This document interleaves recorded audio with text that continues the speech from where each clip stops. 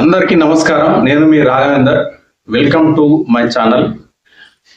ఈ మధ్య కాలంలో ఇటీవల మనం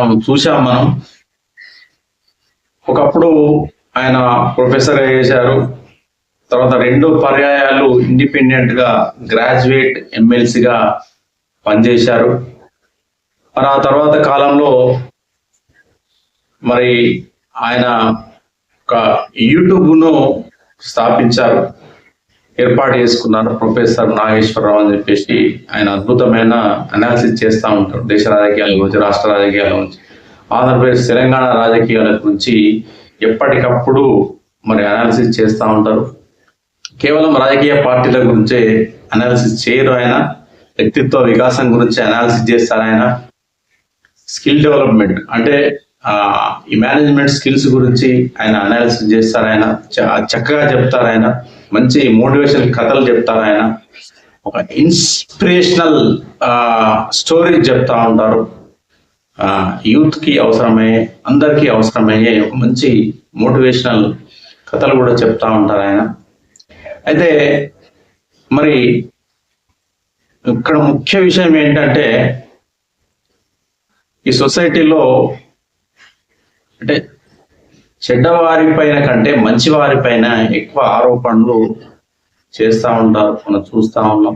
ఈరోజు అదే జరిగిందని నేను భావిస్తా ఉన్నా. ఆయన ఏ రాజకీయ పార్టీలో పనిచేయలేదు, ఏ రాజకీయ పార్టీ ఆహ్వానించినా వెళ్ళలేదు, డబ్బులు ఇస్తా అన్నా కూడా వెళ్ళలేదు.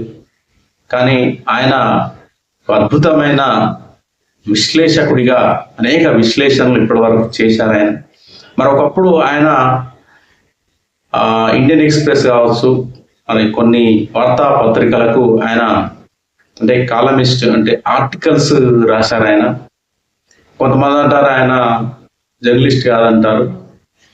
కానీ ప్రభుత్వాలను ఎప్పటికప్పుడు ప్రశ్నిస్తూ ఒక మంచి అనాలిసిస్ చేస్తూ సమాజానికి ఉపయోగపడే వ్యక్తి జర్నలిస్ట్ కాకపోయినా మొత్తం మీద ప్రజలకు ఉపయోగపడుతూ అనేక మంచి అంశాలపైన ప్రజలకు ఎప్పటికప్పుడు మంచి సమాచారాన్ని అందిస్తున్నారు నాగేశ్వరరావు.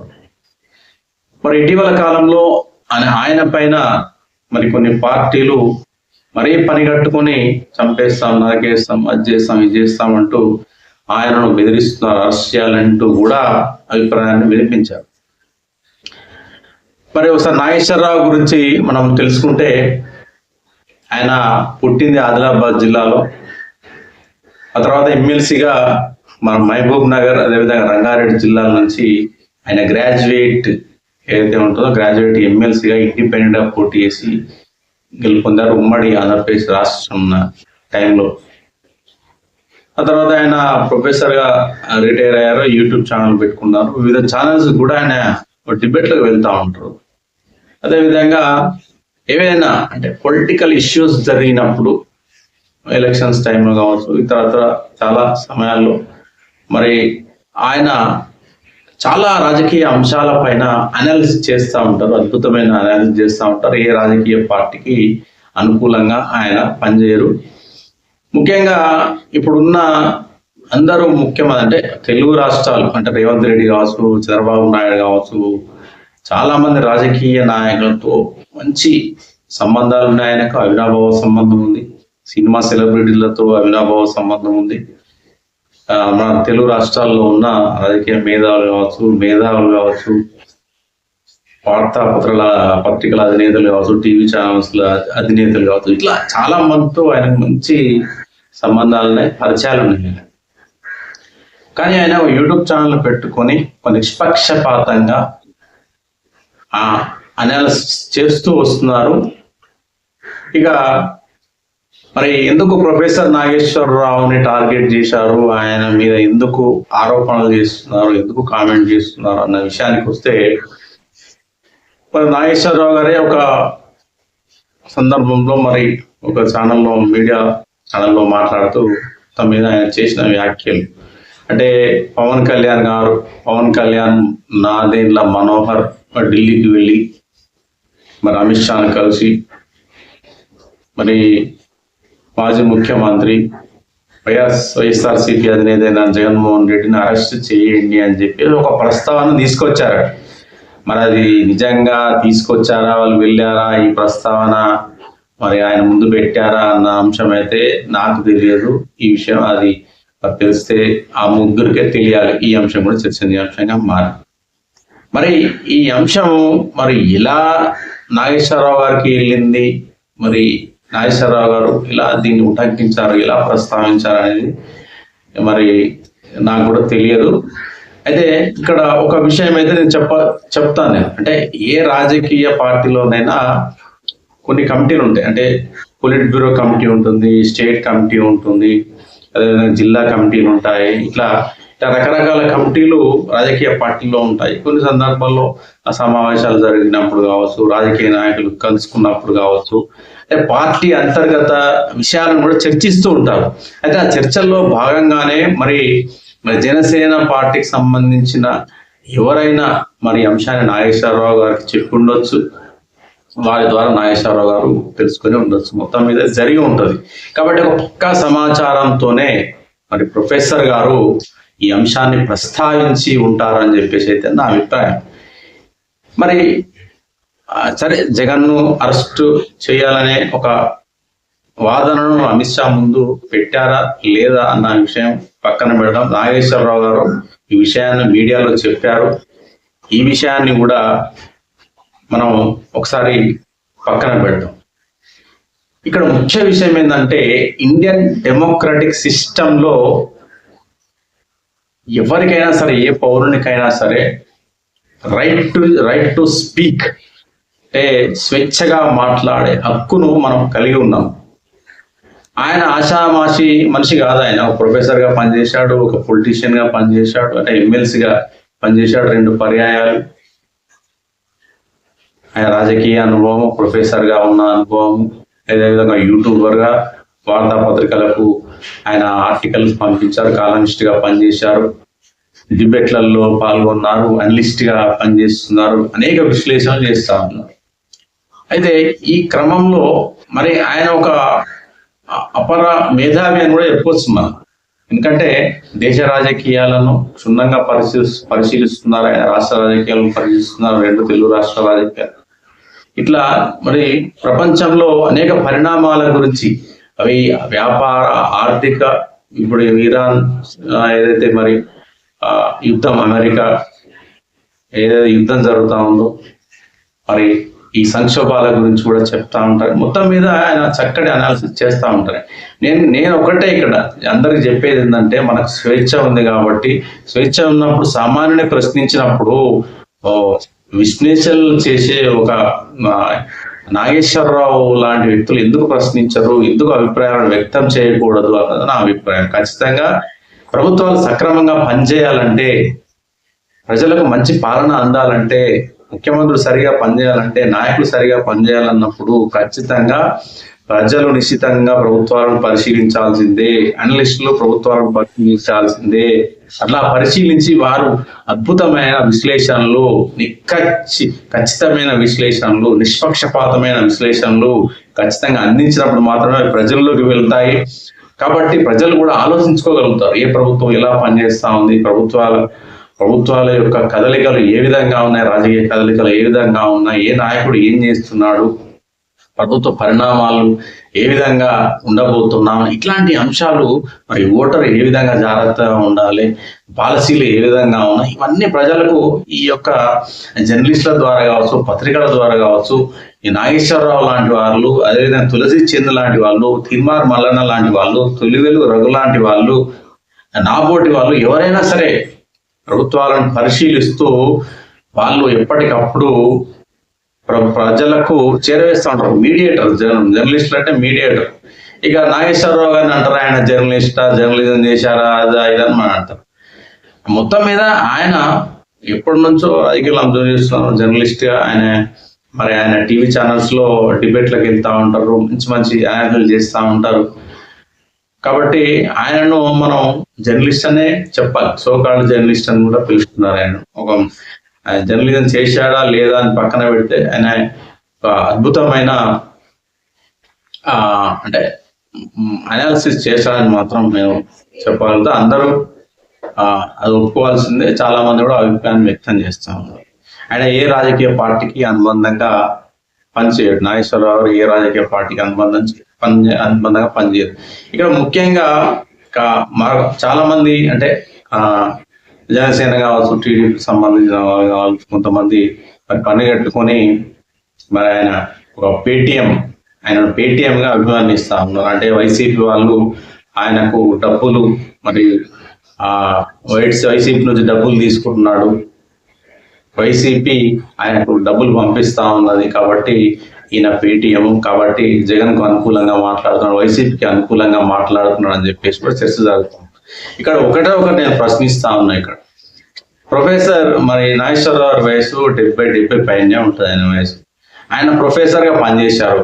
ఆయన రిటైర్డ్ పర్సన్. ఆయనకు పెన్షన్ వస్తుంది, 1,00,000 పెన్షన్ వస్తుంది ఆయన. అదేవిధంగా మాజీ ఎమ్మెల్సీలకు కూడా శాలరీ అంటే వేతనం వస్తుంది, అదో 1,00,000 ఉంటుంది. ఆయన యూట్యూబ్ 1 మిలియన్ పైగా సబ్స్క్రైబర్స్ ఉన్నారు. డైలీ 10 నుంచి 15 వీడియోలు అప్లోడ్ చేస్తారు, విశ్లేషణలు చేస్తారు. ఆయన ఛానల్ కూడా 5 నుంచి 6 లక్షల ఇన్కమ్ వస్తుంది. ఇతర ఛానల్స్లకు ఆయన అనాలిసిస్ చేయడానికి వెళ్తూ ఉంటారు, అనలిస్ట్గా వెళ్తూ ఉంటారు. ఖచ్చితంగా ఆ ఛానల్స్ ఆయనకి 1,00,000 2 లక్షలు ఖచ్చితంగా నెలకు ఆయనకు పారితోషికం ఇస్తూ ఉంటారు. మరి ఆయన దాదాపు నెలకు 10 లక్షల వరకు ఆయన ఆదాయాన్ని పొందుతున్నారు. ఆదాయం వస్తూ ఉంది. మరి ఇలా ఆదాయం వస్తుండగా ఆయన ఇతర పార్టీలను నుండి ఎలా ఆశిస్తాడు? ఇతర పార్టీల నుండి డబ్బు ఆశించి మరీ దిగజారి డబ్బులు తీసుకొని వాళ్ళకు అనుకూలంగా పనిచేస్తాడని అయితే నేను నమ్మడం లేదు.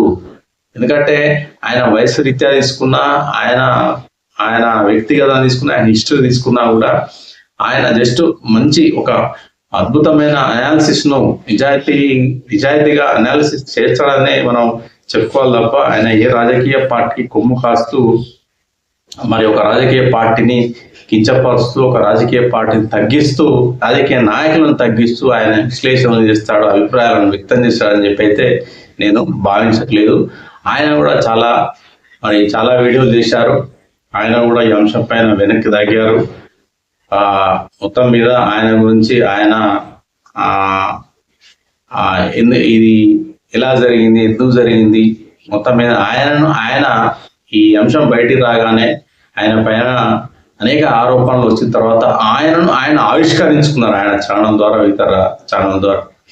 కాబట్టి ఇక్కడ ఏంటంటే నా ఉద్దేశం ఏంటంటే ఇక్కడ ఏ రాజకీయ పార్టీ అయినా సరే ఎవరైనా విమర్శలు చేసినా, ప్రశ్నించినా మరి దాంట్లో నిజాలు ఏంటి వాటిని చెప్పడానికి ప్రయత్నించాలి తప్ప మనం చంపేస్తాం, నరికేస్తాం, అది చేస్తాం, ఇది చేస్తామంటే మరి ప్రజాస్వామ్య వ్యవస్థలో ప్రశ్నించే హక్కు లేదా, అడిగే హక్కు లేదా, ప్రజలకు జవాబుదారీగా ఉండే రాజకీయ పార్టీలు, రాజకీయ నాయకులు మరి ఈ విధంగా వ్యవహరిస్తే ఎట్లా? ఇప్పుడు ప్రొఫెసర్ నాగేశ్వరరావు లాంటి ఒక మేధావి, ఒక మాజీ ఎమ్మెల్సీ, ఆయన ఒక యూట్యూబరు, ఆయన ఒక ప్రొఫెసర్, ఇలాంటి వ్యక్తిపైనే మరి ఈ విధంగా దారుణాలకు మరి ఘోరమైన కామెంట్లు పెట్టు చంపేస్తాం, నరికేస్తాం అంటే సామాన్య పరిస్థితి ఏంటిది? ప్రస్తుతం చర్చ జరుగుతూ ఉంది. మరి ప్రకాష్ రాజ్ లాంటి వాళ్ళు, సిపిఐ నారాయణ లాంటి వాళ్ళు చాలా మంది పొలిటీషియన్లు కూడా ప్రొఫెసర్ నాగేశ్వరరావు అండగా నిలిచారు ఇక్కడ. కాబట్టి ఖచ్చితంగా రాజకీయ పార్టీలు ఏవైనా అంతర్గత అంటే నా సలహా, అంటే నా అంత పెద్ద వయసు కాదు, అంత అనుభవం లేదు, కానీ రాజకీయ పార్టీలకు నా సలహా ఏంటంటే ఏవైనా అంతర్గత విషయాలు ఉన్నప్పుడు, సీక్రెట్స్ ఉన్నప్పుడు అవి చాలా వాటిని అంటే బయటికి పొక్కకుండా మరి వ్యవహరిస్తే మరి ఇట్లాంటి అంశాలు బయటికి రావు. మరి ఒకవేళ బయటికి వెళ్ళినప్పుడు ఖచ్చితంగా ఎవరికైనా తెలిసినప్పుడు వాటిని ప్రచారం జరుగుతుంది, వాటిని ప్రస్తావిస్తారు. కాబట్టి ఈ రాజకీయ పార్టీలు కూడా మరి ప్రొఫెసర్ నాగేశ్వరరావు గారు మరి ఎప్పుడైతే ఈ ప్రస్తావన చేశారో మరి జగన్ అరెస్ట్ చేయడానికి ఇట్లా వాళ్ళు అమిత్ షా దగ్గరికి వెళ్ళి అడిగారు. ఇట్లాంటి ఈ అంశం మరి ప్రస్తుతం మరి టీడీపీ పార్టీకి ఇబ్బందికరంగానే మారింది, అదేవిధంగా జనసేనకు కూడా ఇబ్బందికరంగానే మారింది. ఇక్కడ మరి వైసీపీ నిజంగా ఇక్కడ వైసీపీ లాభపడ్డదని చెప్పాలి. ఎందుకంటే అంటే వాళ్ళకి తెలియని అంశాన్ని ఈరోజు మరి ప్రొఫెసర్ నాగేశ్వరరావు గారి ద్వారా అది లీక్ అయింది, వారి దగ్గరికి వెళ్ళింది. మరి వాళ్ళ జాగ్రత్త. మరి నిజంగా అవన్నీ జరుగుతాయా, ఫ్యూచర్ లో ఏం జరుగుతుంది అనేది నేను చెప్పలేను, ఎవరు చెప్పలేరు. ఈ అరెస్టుల పర్వము, మరి ఈ కక్షలు కావచ్చు, కార్పణ్యాలు కావచ్చు, రాజకీయ ప్రభుత్వాలు, అదేవిధంగా రాజకీయ పార్టీల మధ్య అంతర్గతంగా జరిగే వ్యవహారాలు. అంటే రాజు తలుచుకుంటే దెబ్బలకు కుదవలేదన్నట్టు అరెస్ట్ చేయాలనుకున్నప్పుడు ఏమైనా జరగవచ్చు. అది వాళ్ళ యొక్క ఆ ప్రభుత్వాల యొక్క అంతర్గత వ్యవహారం, మనం మాట్లాడడానికి వీలుండదు. కాకపోతే ఒకటే ఇక్కడ చెప్పేది ఏంటంటే, ఇప్పుడున్న ప్రస్తుతం రాజకీయ పార్టీలు కూడా చాలా సంయమనంతో వ్యవహరించాలి. ఖచ్చితంగా ప్రభుత్వాలు ప్రజల ద్వారా ఏర్పడతాయి కాబట్టి ప్రజలైనా సరే, జర్నలిస్టులు అయినా సరే, అనలిస్టులు అయినా సరే, సామాన్యులైనా సరే, ఎవరైనా సరే, ఓటర్ అనేవాడు ఎవరైనా ప్రశ్నిస్తూ ఉంటారు, అభిప్రాయాలను వ్యక్తం చేస్తూ ఉంటారు. కాబట్టి ఖచ్చితంగా రాజకీయ పార్టీ సంయమనం పాటించాలి. ఎదురుదాడి చేయడం, అదేవిధంగా మరి అడ్డగోలుగా ఇట్లా యూట్యూబ్ ఛానళ్ళ పైన పడుతూ మరి అడ్డగోలుగా కామెంట్లు చేయడం అనేది సరికాదు. ఎందుకంటే భయాందోళనలకు లోనయ్యే అవకాశం ఉంటుంది కాబట్టి సంయమనం పాటించాలి. ఖచ్చితంగా మనకు రాజ్యాంగం ద్వారా స్వేచ్ఛ అనేది వచ్చింది కాబట్టి ఖచ్చితంగా అభిప్రాయాలను వ్యక్తం చేస్తూ ఉంటారు. అవి సహేతుకము, వాటిలో విషయం ఉంది, నిజంగా దీనిలో వాస్తవం ఉందంటే చేయాలి తప్ప అనవసరమైన అంశాలను మరి ప్రజల ముందుకు తీసుకొచ్చి ఒక అనవసరపు చర్చలకు దారి తీసి అనవసరమైన టైం వేస్ట్ ఈ జర్నలిజం కూడా కరెక్ట్ కాదనేది నా ఉద్దేశం. రాజకీయ పార్టీలు కూడా చాలా జాగ్రత్తగా వ్యవహరించాలి. మరి ప్రొఫెసర్ నాగేశ్వరరావు గారికి నేను సపోర్ట్ చేస్తా ఉన్నాను. అద్భుతమైన అనాలిసిస్ చేస్తూ ఉంటారు ఆయన ఛానల్ ద్వారా.